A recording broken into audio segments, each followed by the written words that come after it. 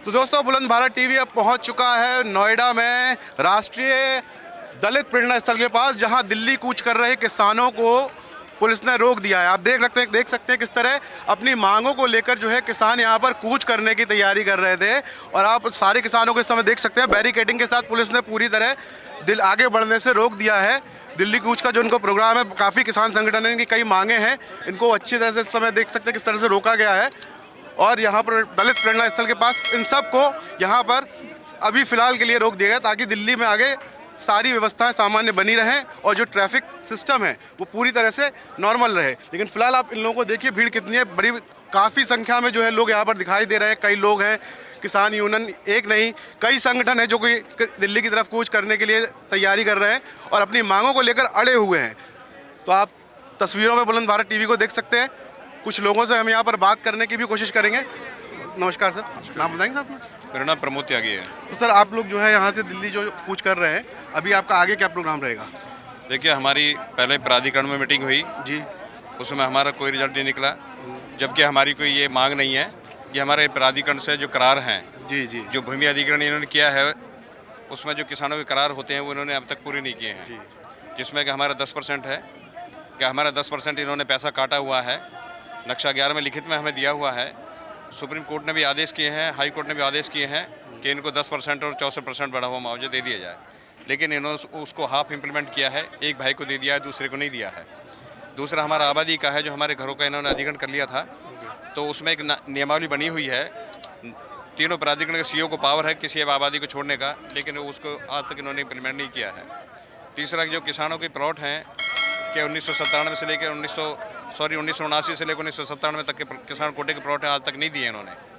तो ऐसे ही हमारे कोई मांग नहीं है, ये हमारे करार हैं तीनों प्राधिकरण पर कि जब हमारे लिखित में 10% दिया, 10% देना चाहिए, लेकिन नहीं, उसका भी आधा % देते हैं, उस पर डेवलपमेंट चार्ज लेते हैं ये लोग। अच्छा, इसमें जो एमएसपी और कर्ज माफी, वो भी मुद्दे आप लोग लेकर चल रहे हैं क्या? नहीं, एमएसपी हमारा कोई मुद्दा नहीं है। हमारे तीनों प्राधिकरण ने जो जमीन अधिग्रहण की है किसानों की, उसमें जो करार हैं उसका है, इसलिए तीनों प्राधिकरण पूरा गौतम बुद्ध नगर के किसान यहाँ पे है। तो इस समय अगर जैसे आपको रोक दिया गया अभी फिलहाल, तो दिल्ली आगे नहीं बढ़ने दिया जा रहा है? लखनऊ में भी मंत्री जी से बात हुई है, 2-3 बार मंत्री से बात हुई है। अभी प्रमुख मुख्य सचिव आए थे उत्तर प्रदेश के, उनसे भी बात हुई थी, उनको भी हमने प्रूफ दिखा के सारे दिखाया था और उन्होंने क्या था कि हम करेंगे इसको। अच्छा, जो पंजाब हरियाणा के किसान है वो बता रहे हैं जो कर्ज माफी और एमएसपी को लेकर 6 तारीख से अपना अलग से एक मार्च निकाल, वो भी इसमें क्या शामिल होंगे कहीं आगे? उसमें वो इसमें शामिल नहीं है। ये हमारा ये गौतम बुद्ध नगर के किसानों की करार हैं, उसको पूरे भूमि अधिग्रहण को लेकर भूमि अधिग्रहण जो नियम और करार अभी इन्होंने जैसे 2013 में नया भूमि अधिग्रहण बिल आया था, तीनों प्राधिकरण में अभी तक इन्होंने इम्प्लीमेंट नहीं किया है। तो ऐसे ही किसानों के 97 से करार नियमावली लागू हुई थी 10% का, 97 से आज कितने साल हो गए, 27-28 साल हो गए, अब तक इन्होंने उसको पूरा नहीं किया है। तो ये कोई आक्रोश है कि अभी हमारे जब लिखित में दिया हुआ है उसको पूरा नहीं कर रहे हैं। कई बार मंत्री से भी बात हो गई है। इसे कहते हैं चोरी और सीना जोड़ी, क्योंकि सरकार कहती है मैं ईमानदार सरकार हूँ, माननीय मुख्यमंत्री कहते हैं हम ईमानदार सरकार डबल इंजन की चला रही हैं। अगर ईमानदार हैं तो किसानों से जो 10% की भूमि काट ली गई, जिसका प्रतिकर किसानों को नहीं मिला, जो अधिकारी नहीं दे रहे, वो चोर नहीं है तो क्या है? जो सरकार उसको नहीं दे रही है वो चोर नहीं है तो क्या है? जवाब दें माननीय मुख्यमंत्री, जवाब दें प्रधानमंत्री जी। आखिर किसानों के हक और हकूक को क्यों दबाकर बैठते हैं? क्यों अडानी अंबानी की बात करते हैं और किसानों की बातें ही नहीं करते? नोएडा में आते हैं, आए दिन कहीं ना कहीं किसी न किसी अधिवेशन का, किसी न किसी सेमिनार का उद्घाटन करते हैं। कितनी बार इन्होंने किसानों से वार्ता की है? माननीय मुख्यमंत्री जी यहाँ उद्योगपतियों से बात करते हैं, किसानों से बात ही नहीं करते। और जो उद्योग मंत्री गोपाल नंदी हैं वो हर समय लाइव रहते हैं, कहीं ना कहीं अगर वो टॉयलेट भी जाते हैं तो भी लाइव दिखाते हैं मैं कौन से होटल गया हूँ। तो क्या उन्हें दिखता नहीं है? आज किसानों की वीडियो चल रही है, क्या दिख नहीं रहा? क्या विधानसभा लोकसभा में जो चैनल्स चल रहे होंगे, क्या उन चैनल्स पर किसानों का प्रोटेस्ट दिखाई नहीं दे रहा?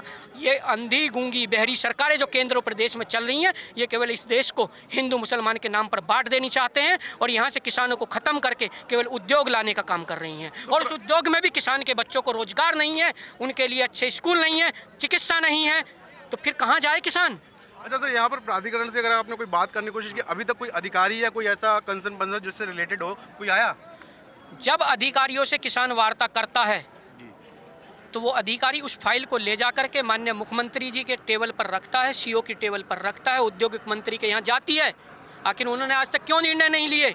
2021 में कमेटी बनी, आज तक उस पर क्यों निर्णय नहीं लिए गए? क्यों मुख्यमंत्री जी बड़े बड़े भाषणों में बोलते हैं कि 7 दिन से अधिक जो है किसी भी टेबल पर एक फाइल नहीं रुकनी चाहिए? माननीय मुख्यमंत्री जी, आप किसानों के हक के दबाकर बैठे हुए हैं, आपकी टेबल पर फाइल पड़ी हुई है, आप उस टेबल पर निर्णय नहीं ले पा रहे, आप स्वयं निर्णय लेने में सक्षम नहीं हैं। अगर आप किसानों के काम नहीं कर सकते, केवल किसानों को गुमराह कर केवल किसानों के बच्चों को बर्बाद करने पर आप तुले हुए हैं, क्योंकि आप सामाजिक जीवन में नहीं हैं, आपको नहीं पता घर कैसे चलता है, क्योंकि आपने परिवार नहीं चलाया। कि इसमें कोई शक नहीं है कि गौतम बुद्ध नगर में 3 यूनिवर्सिटी हैं, सॉरी 3 अथॉरिटियां हैं, Noida authority, greater Noida authority और यमुना अथॉरिटी।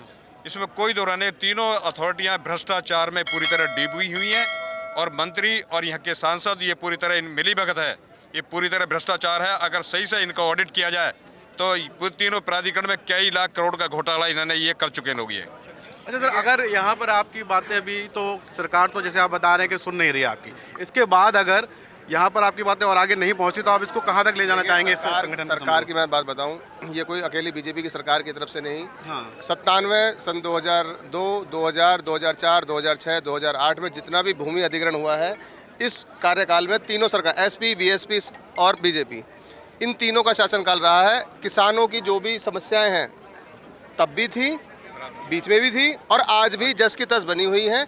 इन तीनों सरकारें हमने देख चुके हैं, किसी के पास किसानों का समाधान नहीं है और अब मजबूर होके कुछ दिया है, मजबूर होके कुछ सरकार रही है, पूर्व में कुछ ना कुछ हमें दिया है, पर जब से बीजेपी सरकार आई है गौतम बुद्ध नगर का कुछ भी काम, एक भी काम नहीं किया है।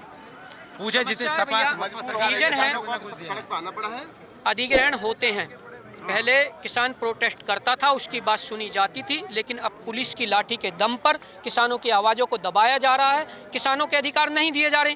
किसान के पास बचा क्या है? किसान के पास केवल सड़क पर प्रदर्शन करना ही तो बचता है। आखिर को बताना चाहते हैं, ये हमारी मांग नहीं है, हमारा करार है, ये भी डॉक्यूमेंट्स बोलता है। हमारे 90% दे देता है, 10% रख देता है, जिसमें कि हमें बाद में लाभ दिया जाएगा। 2021 में जो तीनों प्राधिकरणों के सीओ, एसीओ, उनके ओएसडी और औद्योगिक मंत्री के साथ भी बात हुई थी।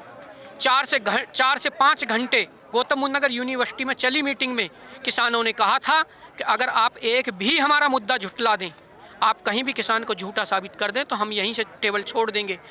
4 घंटे की मीटिंग में अधिकारियों ने माना कि हाँ जी आप सही हैं, लेकिन दबी जबान से कहा कि सरकार से हमें आदेश नहीं है जो हम आपको दे सके किसानों के हक को। जब हमारी ज़मीनें गई थी, हमारी ज़मीनें को गए हुए को कम से कम 20-20 साल हो गए, और अब जब हमारी ज़मीन गई थी तो हमसे बोला गया था कि तुमको नौकरी भी मिलेगी, 10% भी मिलेगा, 64% भी मिलेगा और तुम्हें उचित मुआवजा भी दिया जाएगा। 20 साल से 30 साल से आज हम रोड पे धक्का खाते घूम रहे हैं। ना तो कोई हमारी नोएडा प्राधिकरण सुनता है, ना कोई हमारा सांसद सुनता है, ना कोई नेता सुनता है, हमारी कोई सुनवाई नहीं है। यहाँ पे शोषण हो रहा है। या सिंगल इंजन की सरकार वो भी फेल है, डबल इंजन की सरकार वो भी फेल है। यहाँ पे किसानों का बहुत बुरी तरह से शोषण हो रहा है। ना तो आज तक किसी को 64% मिला, ना 10% मिला, ना ही किसी बच्चे को रोजगार दिया गया है और ना ही किसी किसान के मुद्दे को हल करते हैं, ना किसी गाँव में किसी तरह का कोई विकास हुआ है। यहाँ पे केवल शोषण शोषण शोषण, किसानों का शोषण हो रहा है। जय जवान जय किसान।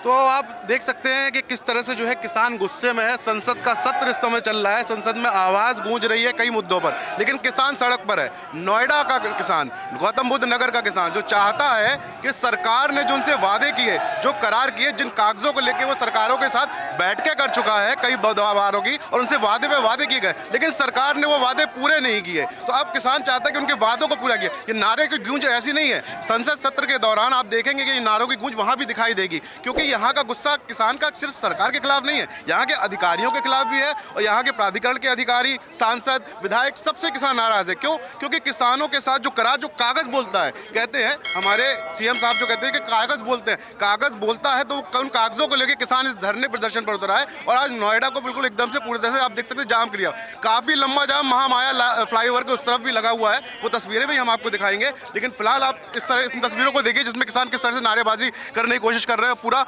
जो है दलित प्रेरणा स्तर पर जाम कर रखा है और किस तरह से अपनी आवाज़ उठाने की कोशिश कर रहे हैं।